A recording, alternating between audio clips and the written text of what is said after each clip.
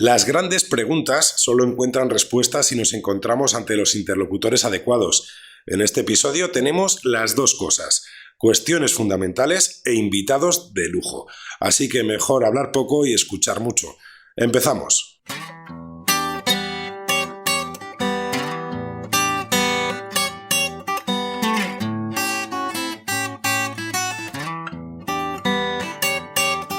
Wanda presenta La Propagadora, en el medio del mensaje. Bienvenidos a La Propagadora, una consultora de comunicación que también se escucha.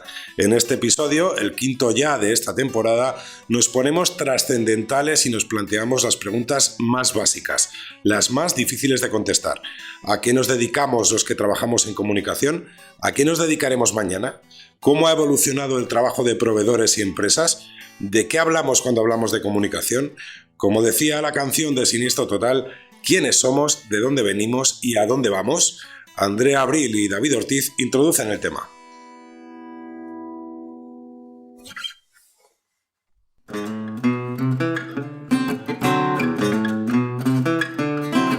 Los formatos mueren, se transforman y resucitan. La nota de prensa, las newsletters, los anuncios digitales y tradicionales o los eventos cobran nuevas vidas en función de los avances tecnológicos y los cambios culturales.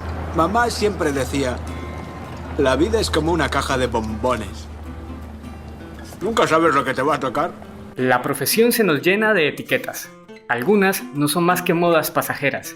Otras dan nombre, normalmente en inglés, a modos de trabajar de toda la vida. Cuesta diferenciar lo viejo de lo nuevo. Los departamentos de comunicación, las consultoras y las agencias de comunicación, marketing y publicidad tampoco paran de moverse. Ganan funciones, las pierden, modifican su tamaño y viven pendientes de una industria en la que el cambio se presenta como la única constante.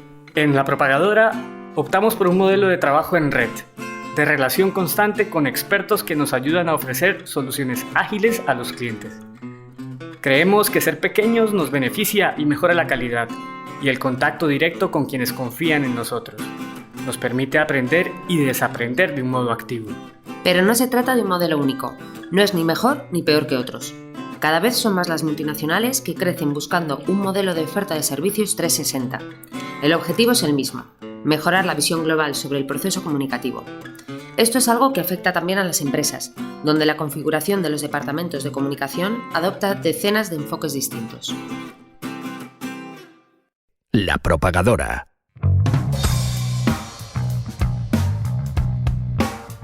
En la industria de la comunicación nos encontramos con muchos autoproclamados expertos dando consejos sobre lo que se debe y no se debe hacer, sobre quiénes somos y a qué nos dedicaremos en el futuro. El entorno digital facilita la publicación y la difusión de todo tipo de mensajes. Sin embargo, son pocos quienes hablan desde la experiencia real, quienes han sido y son testigos del cambio e impulsores de la acción. En este episodio escucharemos a 3 de ellos, 3 comunicadores que han ayudado a dar forma a nuestra profesión y que siguen trabajando para construirla en el futuro. Conviene escucharles. Empezamos por todo un maestro, Luis Abril. Él es una constante en el mundo de la comunicación corporativa en español. Si queremos saber quiénes somos, de dónde venimos y a dónde vamos, él es una fuente clave de respuestas. Décadas de trabajos en el BBV, Santander y Telefónica le avalan como uno de los pioneros de la comunicación corporativa en España. Luis vino a tomar café a las oficinas de La Propagadora, algo a lo que estáis todos invitados si venís de uno en uno. Con él empezamos remontándonos al origen de la comunicación corporativa en España. Si queremos saber qué nos depara el futuro, mejor empezar por conocer el pasado. La comunicación en lo que ha sido mi tiempo ha cambiado en todo, porque cuando yo empecé, lo cierto es que se estaba inventando. La comunicación que yo conocí nació como un elemento de protección contra las primeras noticias negativas que las empresas empezaban a experimentar en determinados medios de comunicación especializados o en las secciones de economía de los periódicos, justo con la apertura en España. Entonces, de repente, las empresas que no concebían que hubiese crítica con relación a su actividad en un periódico determinado se encuentran con que no sé qué revista o no sé qué periódico pues ha dicho que algo de lo que están haciendo pues está mal. Entonces, claro, eso en aquellas empresas que yo conocí cuando era muy jovencillo, aquello no se concebía, aquello era una especie de escándalo, ¿no? Y entonces, ¿el escándalo cómo se palia? Pues buscando una persona para que lo arregle. Como esas personas no están dentro de las organizaciones, se buscan fuera. Entonces se trae una persona a la que llaman director de comunicación. Y tú lo que tienes que hacer es que el periódico diga que somos estupendos. Ese fue el origen de la comunicación que yo conocí. Estoy hablando de los años 78, 79, 80. Yo la comunicación empecé en el 80, pero esa es la comunicación que yo conocí, ¿no? En ese tipo de fenómeno hubo algunos pioneros y en el momento que hay un pionero, automáticamente el efecto demostración funciona y empiezan a entrar otros. Con lo cual, así nacen los directores de comunicación en España. ¿Y tú qué tienes que hacer? No, pues que el periódico habla bien de mí. ¿Y que hable bien de mí? ¿En qué? No sé, en lo que sea. En que lo hacemos bien, en que el presidente es muy guapo, en que el edificio social es estupendo, en lo que fuere. Así empezó la comunicación realmente, ¿no? Las empresas comenzaron a tomar conciencia de las necesidades de comunicar desde un punto de vista defensivo. Aún quedaba mucho por recorrer para profesionalizar el oficio. Fue el siguiente paso, aunque la evolución distó mucho de ser rápida. Luego cambian dos cosas. Hay dos elementos que meten, sobre este efecto de demostración que decía, hay dos elementos que meten nuevos datos y nueva presión, ¿no? Y estoy hablando siempre de empresas grandes, que evidentemente es donde empieza este fenómeno, ¿no? El primero es pues que de repente se empieza a escribir de comunicación en el mundo y de comunicación corporativa en el mundo y empiezan a llegar artículos y la doctrina empieza a funcionar, ¿eh? Y entonces la gente se lo coge, se lo lee y empieza a ver cosas, ¿no? El segundo factor es que producto de ese conocimiento de la función, pues se empieza a ejercer una cierta consultoría. Un tercer factor de cambio, he dicho que había dos, no hay más, salen 4 o 5. Un tercer factor de cambio es que los periódicos, cuando se dan cuenta que las empresas reaccionan por la vía de una transparencia real o aparente a las críticas que ellos ejercían sobre la actividad empresarial, pues de repente empiezan a abrir el espectro. Dice, oye, si nos hacen caso, leña al mono, ¿eh? Y la leña al mono, pues automáticamente implica mayor exigencia por un lado y a mayor exigencia mayor respuesta. 3. Y luego hay un cuarto factor que yo creo que es el que rompe con todo en las empresas grandes, ¿no? Que es la multinacionalización. Es decir, cuando las empresas privadas se hacen multinacionales y salimos al exterior y vemos en el exterior qué es lo que está haciendo, pues evidentemente la exigencia de transparencia, porque sí, pues la tenemos que tomar como exigencia propia, ¿no? Con lo cual, pues eso se empieza a armar, y se empiezan a armar unos departamentos con una cierta estructura donde hay una dicotomía rara, porque en esos departamentos lo que se piensa es, oye, aquí como estos chicos o chicas nos quitan de líos, pues que no tengan demasiados problemas. Por tanto, los presupuestos pesaban menos dentro de la estructura organizativa a la hora de liberarlos que en el resto de las unidades y tal, ¿no? O sea, había una cierta tolerancia para que no hubiese líos, ¿no? Y por otro lado, tampoco se entendía muy bien aquello para qué estaba, que no fuera el que nos quitaran líos en medio. Ya está, Y así empezamos y a partir de ahí se empezó a construir realmente, ¿no? Entonces, bueno, pues ya está. En una primera instancia, quienes tuvimos que ver algo con la comunicación en aquellos momentos, teníamos la preocupación de que nuestros jefes no nos pudieran decir que nos estaban dando leña. Poco más, o sea, poco más que nos estaban dando leña, pero lo que era la concepción de la comunicación como un elemento crítico en lo que es el ciclo de negocio era algo que entonces resultaba impensable. En algún momento la defensa dio paso al ataque, a la comunicación en positivo. Quizá no en todos los casos, pero sí en algunos. Luis Abril nos cuenta el porqué de ese gran paso. La primera estrategia ofensiva que yo conozco va por el culto a la personalidad de los presidentes. Y sigo hablando de empresas grandes. Las medianas y pequeñas, a estas alturas del partido, no se enteraban de nada. O sea, estaban en otro mundo, ¿no? Entonces, vamos a hacer de mi presidente el más guapo. Ya está. Entonces, empiezas a crear una estrategia de perfil público de un presidente que de alguna manera se traslada a la medida que el presidente es un gran tipo a la empresa, que es una empresa buena porque está dirigida por un gran tipo. Ese es el factor, ¿no? Y por ahí rompe, ¿no? Y claro, de repente te das cuenta de dos cosas. Una, que los presidentes cuando se ven bien les gusta estar mejor y cuando se ven mal, pues tienes un problema, ¿no? El paso del presidente a la marca, ¿cómo va? Pues mira, yo creo que ese es el primer paso real de la profesionalización, Es decir, de una buena empresa porque tiene un buen presidente y es percibido como buen presidente, voy a proyectar hacia el exterior una empresa que cumple con determinados objetivos, con determinadas características, que tiene un perfil definido, que de alguna manera tiene que atraer una cierta, digamos, aprobación por parte de todos los núcleos que la rodean. Ahí hay un cierto paso. Y ese paso lo dan los profesionales. Los profesionales ayudados por dos cosas. Una, por la consultoría y por el asesoramiento que se hace, proveniente de fuera, básicamente, y segundo, como os digo, por el hecho de que como exteriormente nos exigen una proyección pública buena, pues aquí lo hacemos también. Ese es el segundo paso realmente. Ahora, ¿qué grado de entendimiento hay de este segundo paso por la cúpula de las organizaciones? Probablemente muy poco. Probablemente muy poco. Es decir, yo lo que creo es que la profesionalización de la función, y lo digo redundantemente, lo hacen los profesionales. Las cúpulas, en último extremo, yo creo que las toleran, porque de alguna manera ese departamento está para que no nos cree líos, pero no las entienden y en algunos casos no creen en ellas. Y creo que esa credibilidad en la función de comunicación en las grandes organizaciones, en las que yo he conocido por lo menos, ha habido casos en las que ha sido una realidad, pero en la mayor parte de ellas no. Y llegamos al momento actual, un momento de cambio en el que la tecnología nos afecta. Pero, ¿realmente reside todo el éxito de esta comunicación en los cambios técnicos? El origen sigue siendo el mismo. O sea, el origen es, como yo suelo decir de una manera muy simple, que hablen bien de uno. Y mientras hablen bien de uno, pues ya vale.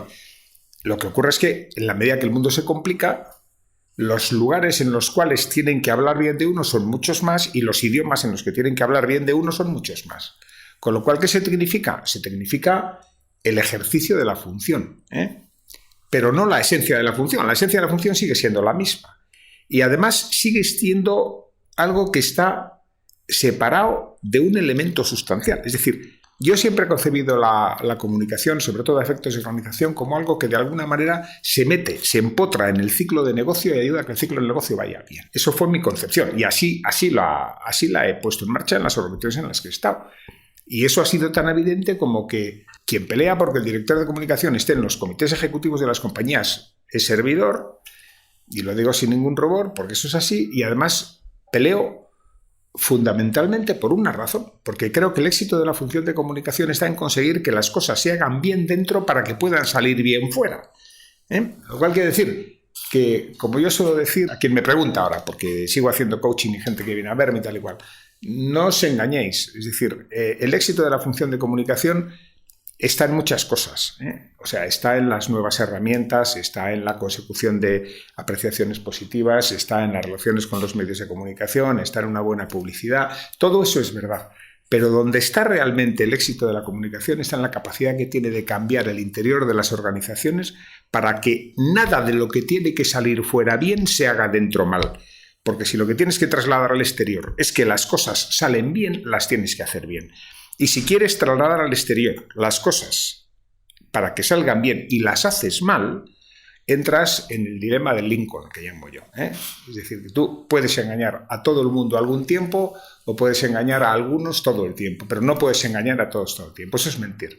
O sea, una buena comunicación está en una buena organización, en una buena marcha, en una buena trayectoria y en una buena gestión empresarial. Y si eso no existe, la buena comunicación tampoco. Y la pregunta fundamental, ¿a dónde vamos? ¿Cuál es el futuro de los departamentos de comunicación?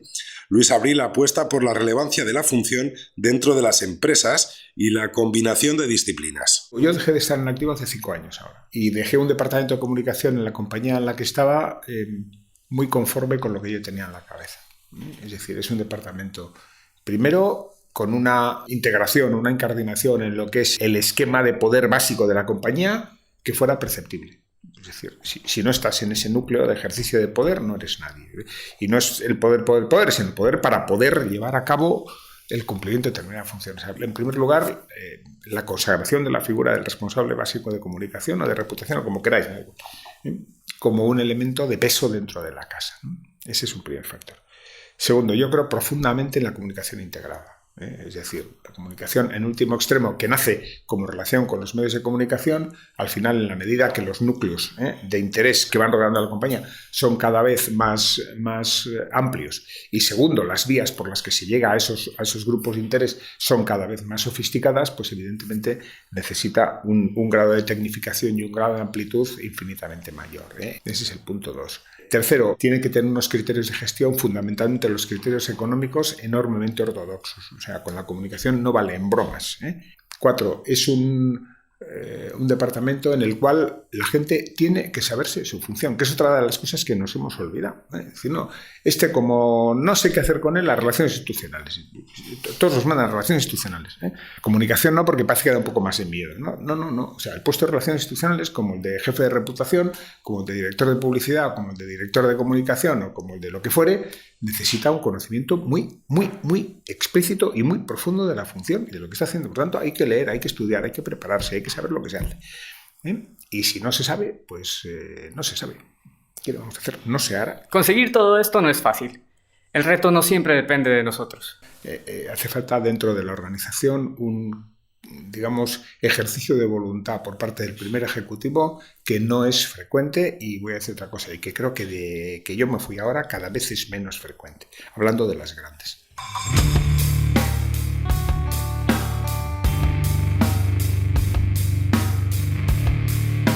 Luis conoce bien los departamentos de comunicación por dentro.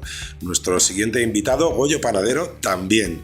A su larga experiencia dirigiendo la comunicación de empresas como Deloitte, Ferrovial o BBVA, suma ahora un nuevo papel en el lado de las grandes agencias como director general para España y Portugal de Llorente y Cuenca.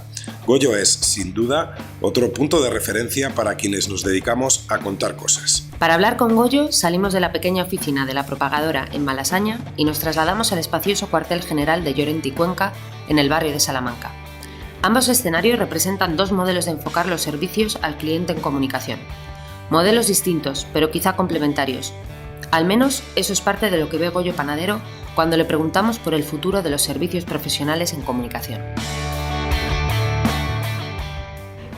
El mundo de los servicios profesionales para la industria de la comunicación ha cambiado mucho porque hemos pasado de lo clásico que compraban las empresas, que era comunicación de reputación o comunicación de producto, donde lo segundo estaban más las agencias de publicidad y lo primero las agencias de comunicación. Todo eso con el nuevo esquema de ya no hay audiencias y mensajes, sino más territorios y comunidades, hay mucha más infoxicación y demás. La gente lo que necesita es otro tipo de cosas. Y eso ha virado a que los grandes grupos multinacionales cada vez son mayores y ha habido más concentración y compras entre ellos. Eso es un problema para empresas intermedias que no pueden dar todo el rango de servicios, y estamos llegando a cómo pueden coexistir esos grandes grupos con pequeñas compañías de gente muy buena y muy especialista que vive con sus pocos clientes, pero que son muy buenos haciendo cosas. Y en ese ecosistema lo que ha ocurrido es que se ha hecho una gran diversificación con el comprador. Entonces, una de las cosas más curiosas es que el DIRCOM sigue comprando unos servicios, pero es que el CEO, el 70% de su tiempo lo dedica al mundo de la comunicación. Entonces, por ejemplo, en nuestro caso tenemos varios clientes que son directamente el CEO, no quiere que entre el DIRCOM. Por supuesto, nosotros queremos que el DIRCOM esté porque es el que tiene más criterio y demás, pero el CEO está dándose cuenta que hay muchas más cosas que no simplemente salir en los medios y que hay que trabajar desde el tema de cómo son las conversaciones con los empleados, con los analistas, etcétera, su propio legado, el propósito, la marca personal y demás, por poneros un caso. O nos encontramos la misma historia en la comunicación financiera. Necesitan mucho más engagement con los accionistas y demás. Las empresas evolucionan y se adaptan a las nuevas necesidades de los clientes. No se trata solo de un cambio en los modelos de gestión. Las disciplinas y las técnicas varían y se combinan gracias a los cambios tecnológicos y culturales. Así cuenta Goyo Panadero esta transformación. Técnicas han cambiado muchísimo. Ya no es lo típico de venga, vamos a hacer al peso notas de prensa y las ponemos, o las agencias de publicidad que hacían un anuncio. Empezamos a mezclar temas como cómo funciona, por ejemplo, un grassroots de activismo corporativo que monta una compañía donde tienes que meter especialistas de asuntos públicos, de líos en redes para saber cómo se está moviendo, de mover medios de comunicación, de mandar cartas a la gente que se tiene que mover. O sea, y ahí empezamos a ver que el flujo de especialistas cada vez es más diferente. Yo, por resumir, antes teníamos, o por lo menos en las agencias de comunicación, que es de donde nosotros venimos, una idea que siempre decíamos que ofrecíamos tres cosas: inteligencia, relaciones y contenidos. La inteligencia era ver cómo íbamos midiendo y siguiendo la reputación. Las relaciones era, yo te puedo ayudar si no tienes las relaciones con tus principales stakeholders, ya sean periodistas, políticos, etcétera. Y los contenidos eran informativos, que es como todos los hemos sabido hacer. Contenidos basados en los hechos, en los datos, la estructura piramidal. ¿Qué ha ocurrido? Que en esa diversificación hacia otros compradores nos hemos ido a, seguimos haciendo inteligencia, pero ahora ya me importa más la data y el lead mezclado con la reputación. Entonces ya empezamos a meternos en fronteras donde solo estaban las agencias y es otro tema, ya no es solo importante el GRP y otros temas. 2, nosotros no podemos dar relaciones con 50 millones de clientes o 150.000 empleados. Tenemos que cambiamos las relaciones por el engagement. Y eso es una técnica totalmente diferente para atraerles y tener. Y el tercero es que los contenidos no me valen los informativos para un stakeholder que lo va a coger, lo va a reelaborar y lo va a mandar al público en general. Mandamos contenidos ya finalistas para empleados o para clientes o consumidores que conseguimos con ellos que tengan engagement, y al darle engagement y participar empiezan a generar data, y con esa data la compañía está haciendo reputación y al mismo tiempo oportunidad de producto. Y yo creo que eso es lo que está haciendo que está cambiando absolutamente todo. Y te puedes encontrar cosas curiosísimas donde hay ya especialistas en grandes corporaciones solo en temas de blockchain. Hay especialistas en comunicación solo en Amazon. Que eso era algo impensable hace 3 o 4 años. Y yo creo que esto con la tecnología seguirá creciendo. El cambio lleva a mezclar conceptos hasta ahora separados.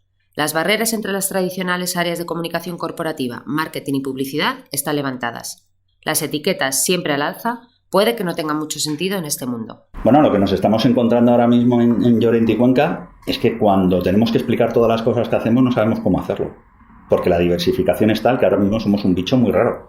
En el último ranking del Publicista, por ejemplo, ahora dicen que somos una agencia indie. Porque hemos conseguido hacer cosas muy diferentes. En el mundo de la política, todo el tema de asuntos públicos, estamos haciendo cosas muy rompedoras con Lincoln, por ejemplo, en temas de grassroots y mezclando temas de tecnología.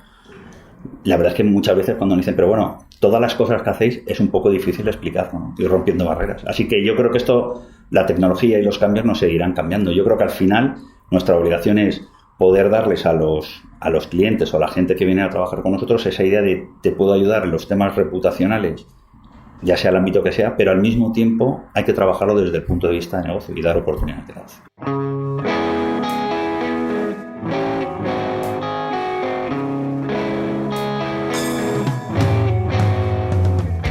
Hasta ahora hemos visto el punto de vista de los departamentos de comunicación y de las agencias.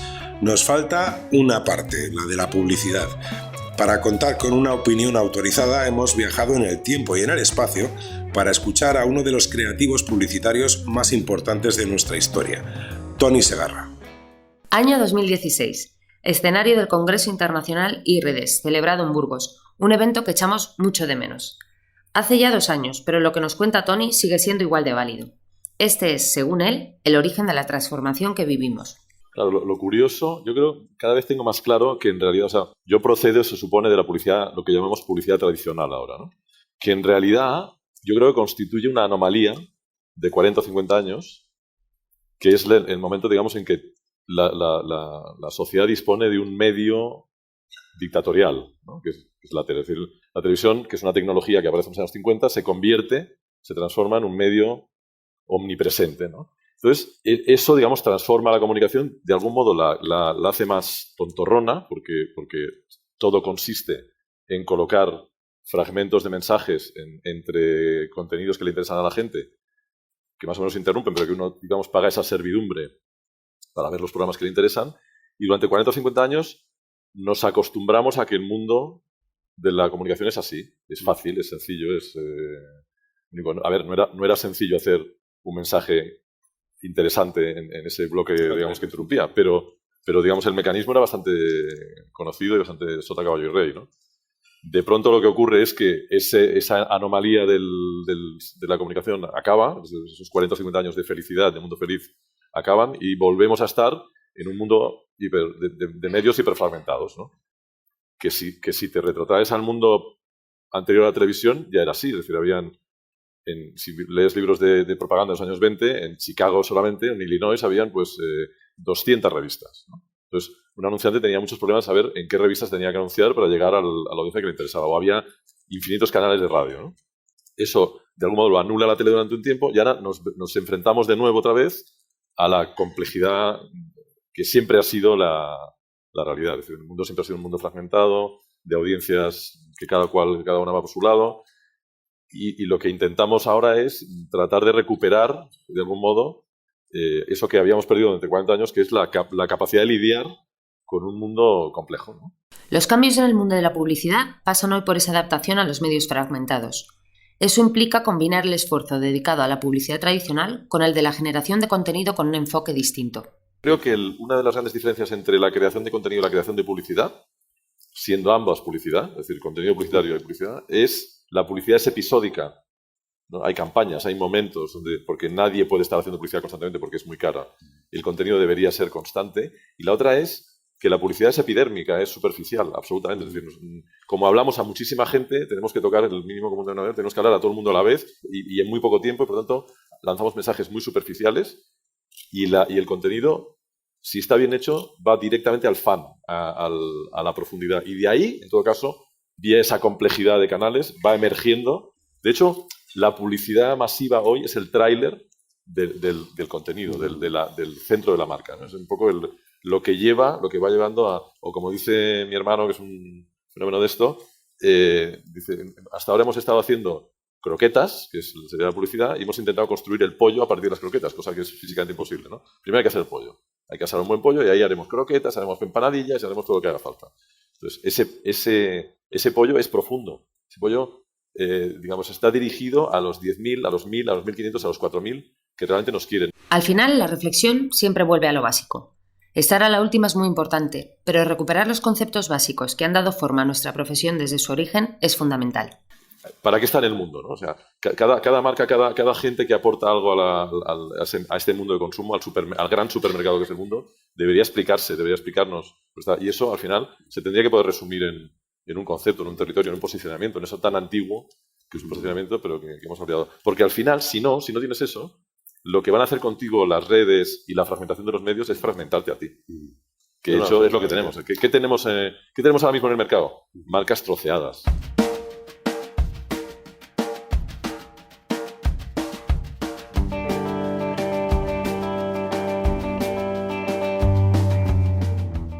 La comunicación tiene futuro, y más si aprendemos del pasado y del presente. En este episodio hemos encontrado algunas de las claves. También sabemos, gracias a vosotros, que este mismo podcast, elaborado en los ratos libres que nos deja nuestra labor de consultoría en La Propagadora, tiene mucho recorrido por delante. Desde aquí un saludo a los estudiantes de la Universidad Autónoma de Bucaramanga, en Colombia, y de la Universidad Carlos III de Madrid, que sabemos que son fieles seguidores. Aprended del pasado para impulsar el futuro. Nos escuchamos en el próximo episodio. Mientras tanto, recordad que podéis recuperar todos los anteriores en cuonda.com, iTunes, iVoox y también en Spotify. Desde las oficinas de La Propagadora, un saludo.